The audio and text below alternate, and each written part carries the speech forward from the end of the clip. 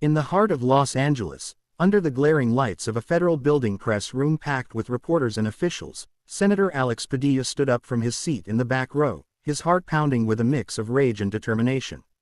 The Department of Homeland Security Secretary was midway through her prepared remarks, defending the administration's latest immigration raids that had torn families apart across California. Padilla, the son of Mexican immigrants who had clawed their way to the American dream as a cook and a butcher, couldn't stay silent any longer.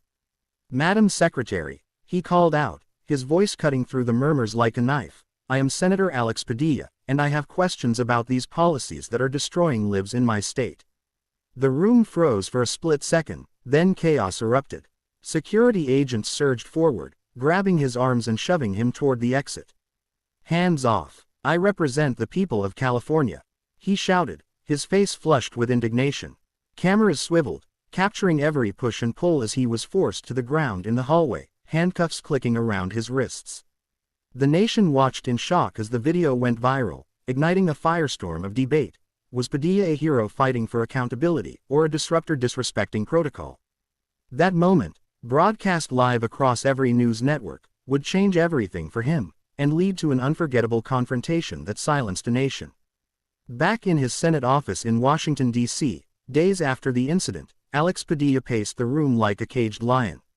His chief of staff, Maria Gonzalez, a sharp-minded woman in her 40s who had been with him since his days on the Los Angeles City Council, sat at the desk scrolling through social media feeds. "Senator, the polls are tanking," she said softly, her voice laced with worry. "Half the country sees you as a martyr for immigrant rights, but the other half is calling you reckless." Fox News is looping the footage with headlines like, "Democrat Senator's Meltdown." Padilla stopped pacing and sank into a chair, rubbing his temples. He was 52 now, but the fire that had driven him from MIT engineering classes to protesting anti-immigrant laws in the 1990s still burned hot. His parents had come to America with nothing, building a life through sheer grit, and he had entered politics to ensure no one else faced the barriers they did.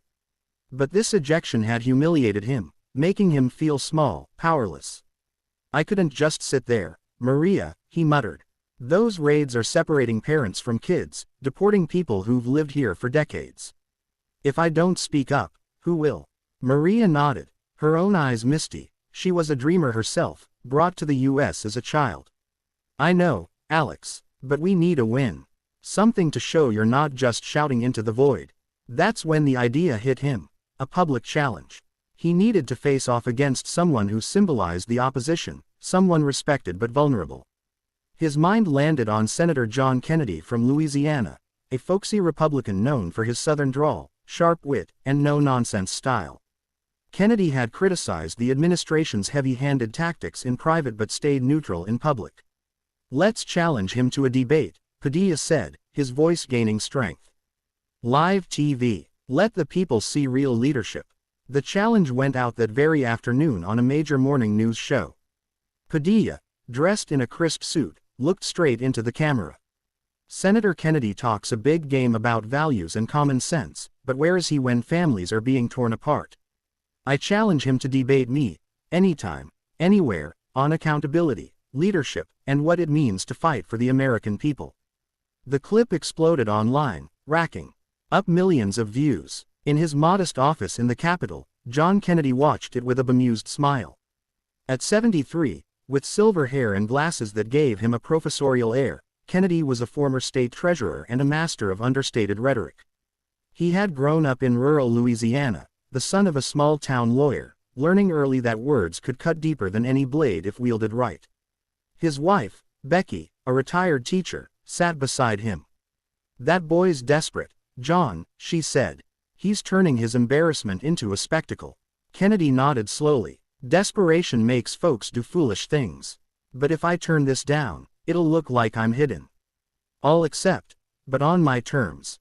Neutral ground. Focus on facts, not fireworks." He picked up the phone and called his staff.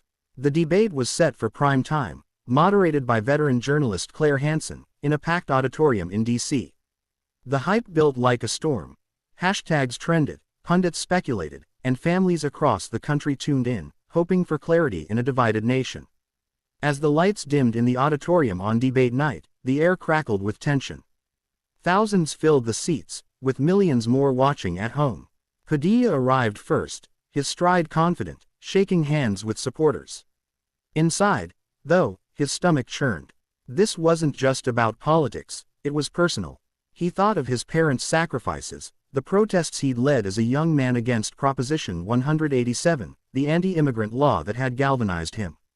Losing here could end his momentum, label him as impulsive forever.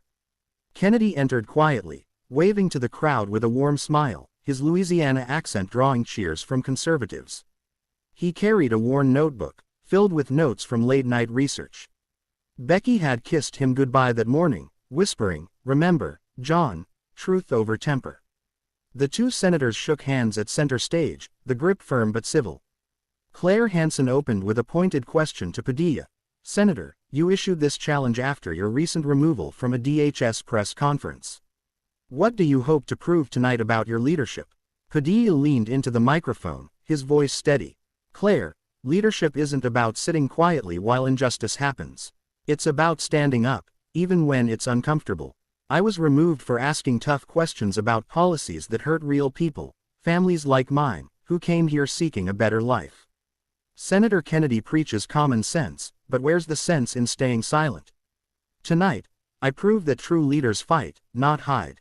The crowd murmured, some applauding. Kennedy adjusted his glasses, his expression calm as a summer pond. "Well, Claire, first off, I appreciate Senator Padilla's passion. Passion's what gets folks out of bed in the morning. But leadership, that's about making sense, not just noise. It's about respecting the rules so we can have real conversations.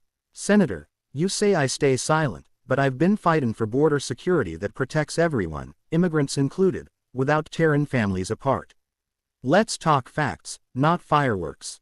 The debate flowed, with Padilla pressing Kennedy on Republican inaction on immigration reform, painting him as out of touch with urban struggles.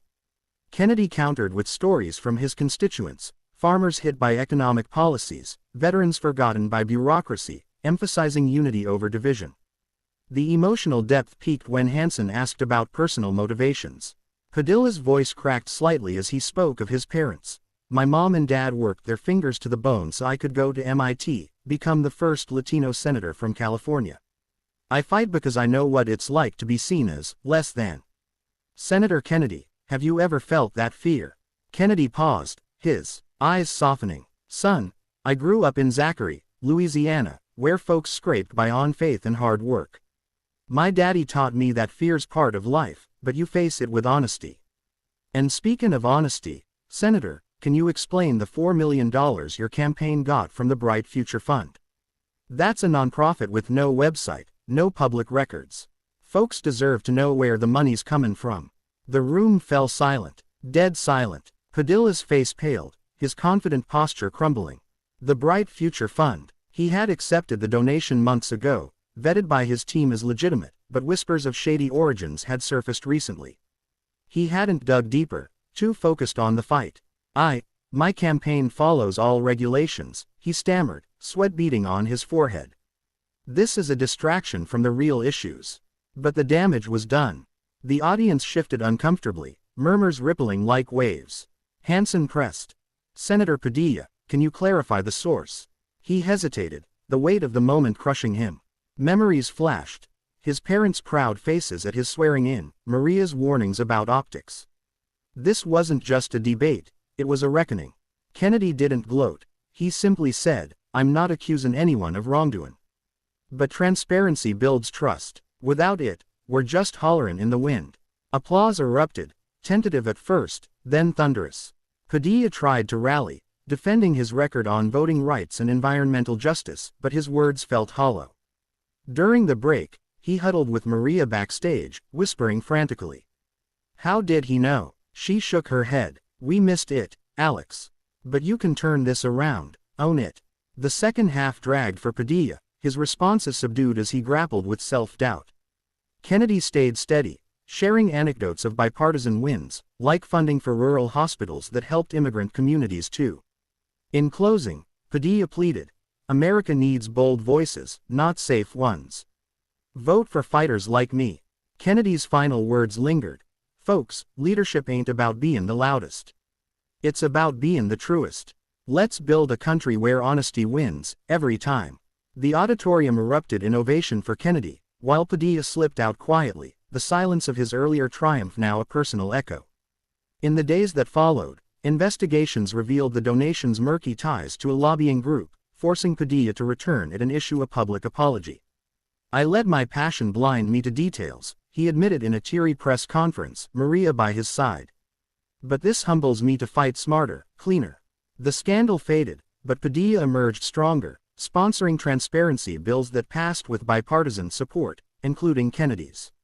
Communities rallied, holding forums on ethics, inspired by the debate's raw emotion.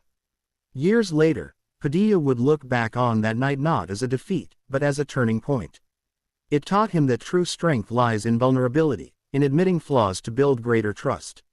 And in a divided world, that message inspired millions.